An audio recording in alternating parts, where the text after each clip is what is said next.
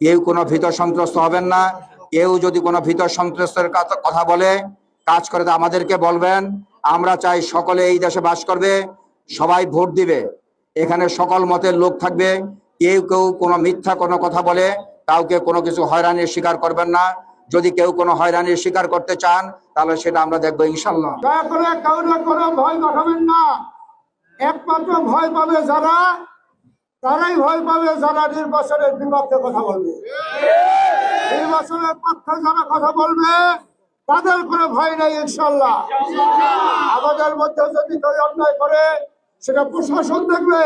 যদি আমার দলের কেউ ভাই নির্বাচন করে যদি কেউ অন্যায় করে, আমি ইনশাল্লাহ কথা দিলাম, প্রশাসনের কথা দিলাম, এই সরকার ইনশাল্লাহ কেউ কোনো বিশৃঙ্খলা করবে না, তাহলে কোনো করবে না।